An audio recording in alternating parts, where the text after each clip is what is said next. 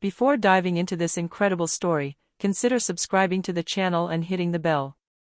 Every story here has something to say, and you won't want to miss a single one. Jefferson High School, Massachusetts, 7:15 a.m.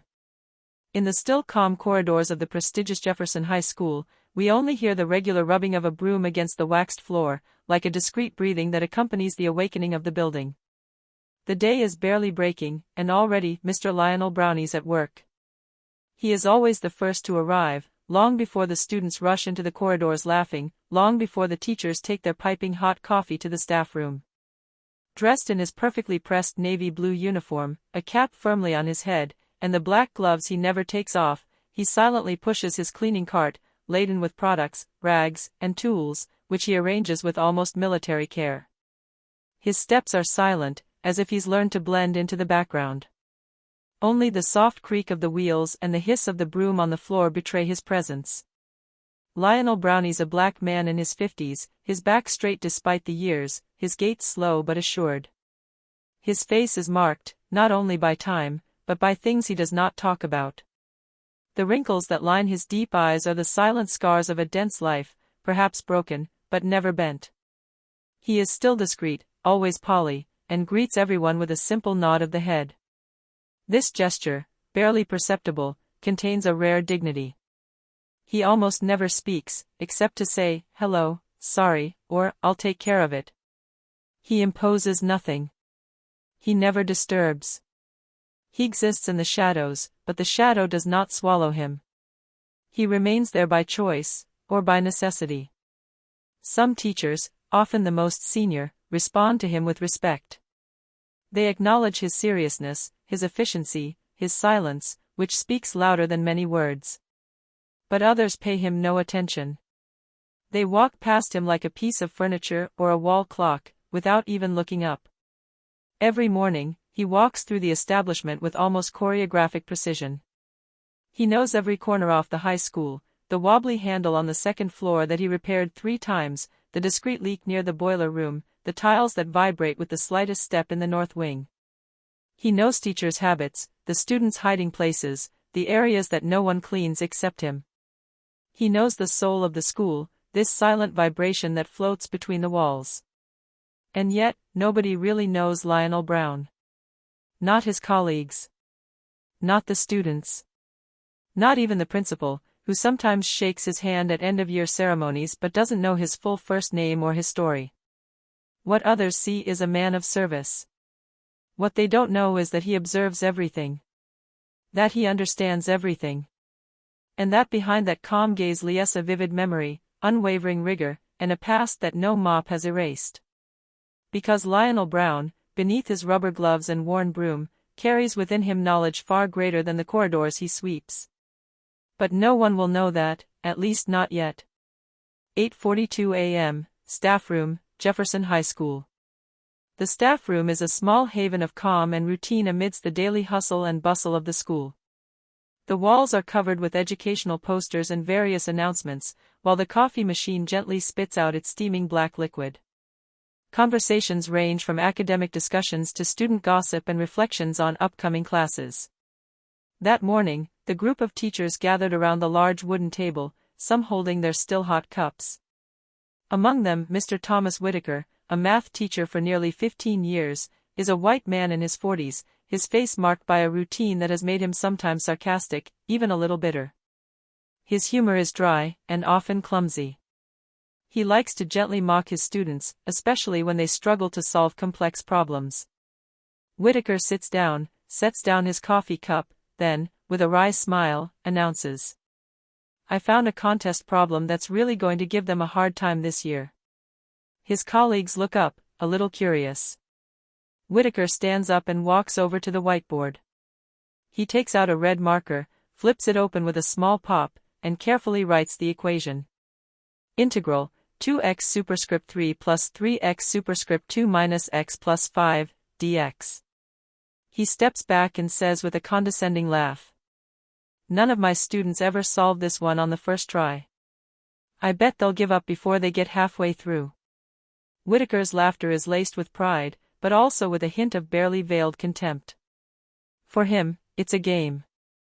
A way to emphasize his intellectual superiority, and also, subconsciously, to mark a distance between himself and those he perceives as less gifted. At that precise moment, the door opens quietly. Mr. Lionel Brown, the janitor, enters the room, pushing his cart to empty the trash. True to form, he lowers his eyes, avoiding eye contact, almost fading away. His presence is silent, almost invisible. Whitaker, noticing this man dressed in his navy blue uniform, raises an eyebrow and says, with a sly, almost provocative smile, "Say, Mr. Brown, you who spend your days listening to us, do you perhaps have an idea?" A few stifled laughs are heard in the room. They are nervous, almost unconscious laughs, trying to mask a diffuse embarrassment. The joke hangs in the air, tinged with a dull condescension. It is not a direct attack, nor a crude mockery, but a weighty, almost imperceptible remark that makes Lionel feel that he is there like a strange object, a figure out of place. These little, harmless, remarks are the ones we throw out without thinking when we've never been reduced to our uniform. When we've never felt the weight of the invisible gaze that automatically places us outside the circle. These words become subtle chains, invisible walls that isolate. Lionel slowly raises his gaze to the whiteboard, where the formula is still written, clear and complex. His gaze is calm, penetrating, and steady. There is no visible anger or resentment, but a silent depth. He lingers for a moment over the entire text, as if rereading an old memory. Then, with slow, measured steps, he approaches the painting. The murmur in the room gradually dies down, replaced by a heavy, almost solemn silence. Eyes turn towards him, a mixture of surprise, disbelief, and curiosity mixed with doubt. Without haste, without precipitation, he asks in a soft but firm voice, "Can I borrow your marker, Mr. Whitaker?" A slight shudder runs through the room. Whitaker, unsettled, holds out the marker, almost without daring to do so, as if afraid that this simple gesture would escape him. Lionel grasps it with restrained grace, then, turning his back on the assembly, begins to write. His hand doesn't tremble. Each stroke is sure, precise, imbued with perfect mastery. Integral, 2x superscript 3 plus 3x superscript 2 minus x plus 5, dx. Equals, 2/4 x plus, 3/3, x superscript 3 minus, 1/2, x superscript 2 plus 5x plus c. Equals, 1/2, x plus x superscript 3 minus, 1/2, x superscript 2 plus 5x plus c. The chalk glides across the board smoothly, as if each formula told an ancient, well-known and respected story. As he calmly puts the marker down, he slowly turns back to the teachers, whose faces are frozen, mouths agape, eyes wide. Lionel, with imperturbable dignity, then pronounces, in a neutral tone, without challenge but with a quiet authority. "Here's the solution. Have a nice day, ladies and gentlemen." He turns on his heel and silently leaves the room, leaving behind an almost palpable emptiness. The silence that follows is deafening. No one moves, no one speaks. This suspended moment reveals more than a simple mathematical answer. It is a wall that falls, a mask that cracks, a truth that can no longer be ignored. That day, a new atmosphere settled at Jefferson High School, almost imperceptible at first, but which soon infiltrated the conversations, disrupting the well-oiled routines. Like a secret wave running through the corridors, the news spread quickly. The janitor solved a complex equation that even the best students did not dare to face. As the hours pass, the murmurs grow louder. In the courtyard, in the cafeteria, in the classrooms, some students, intrigued and admiring, mention this unexpected event. Some now look at Lionel with renewed respect, curiosity mixed with astonishment. Others remain cautious, for it is rare, in this school where appearances count, that someone dares to question the unspoken hierarchies. Among the teachers, the reactions are more complex. Those whose pride has been bruised are trying to understand what happened. How could a janitor instantly solve this problem, which they considered difficult? Many exchange hushed words, some are skeptical, others, ashamed, avoid the subject. But a voice rises, clear and determined. It is that of Mrs. Ellen Hughes, a young English teacher known for her open-mindedness and passion for justice. Intrigued by the story, she decides to conduct her own investigation.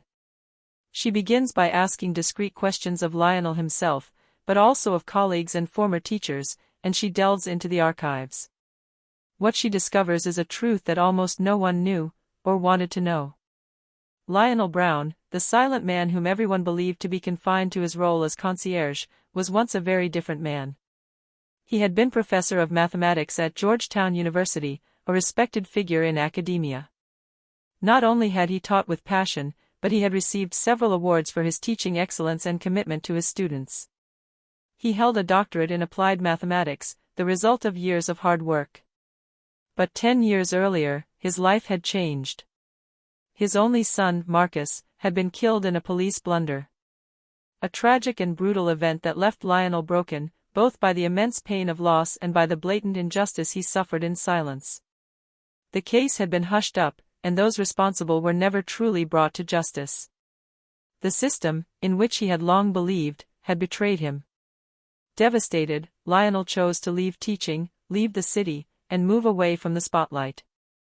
He settled into a quiet, humble profession, one where no one would ask questions, where he could disappear behind a navy blue uniform. This choice was not a renunciation, but a form of survival. A job where he could be invisible. A job where he could, in solitude and routine, try to heal his wounds. Mrs. Hughes understood then that the man sweeping the halls of Jefferson High School carried within him a story heavy with suffering and dignity. A story the world had tried to ignore, but which continued to live on in every gesture, every look, every silence. A few days later, in the large assembly room at Jefferson High School, the teachers are gathered for their weekly staff meeting. The atmosphere is usually studious, sometimes a bit formal, with a mixture of fatigue and routine. But on this day, a breath of fresh air seems to flow through the room. Amidst the usual exchanges, Mrs. Ellen Hughes stands up. Her gaze sweeps the room, she takes a deep breath and, in a clear, calm voice, she speaks. I think it's time we looked around us with a little more humility. Talent, wisdom, and dignity don't always wear a tie or a visible diploma. A respectful silence falls. Some eyes turn away in embarrassment, others gaze at Mrs. Hughes with renewed admiration. One senses that her words resonate far beyond the purely educational context. Mr. Thomas Whitaker, he lowers his head, his cheeks slightly red. He thinks of Lionel, of that moment in the staff room, and of his own silence since. He hasn't seen the caretaker since that fateful morning, and this weight on his conscience prevents him from pretending nothing happened. In the following days, a subtle change takes place in the school. The invisible barriers begin to crack. A week later, in the high school library, Tiana Jackson, a black high school senior, brilliant in science but naturally reserved, approaches Mr. Brown timidly. She holds a notebook open to a page covered with equations. Mr. Brown, could you help me understand this equation? She asks softly. Lionel, surprised but touched, smiles slightly. He accepts without a word, setting down his cart and sitting down next to her. In a quiet corner, quietly, he begins patiently explaining the steps of the entire process, with a clarity and gentleness that allays Tiana's doubts. Little by little, other curious students approach. Lionel becomes an invisible mentor, a discreet guide, dispensing knowledge and confidence to those who need it. He doesn't seek the spotlight, he doesn't demand recognition. He acts simply, with humility and generosity. Lionel Brown never reapplied for his place at the university. He didn't need to. In a complete work, and in the silence of his gestures, he had proven that the value of a man is not measured by his uniform or his official title, but by what he chooses to do when people doubt him. At Jefferson High School, this lesson left a deep impression. And since that day, we have never dared to laugh at those we thought were insignificant.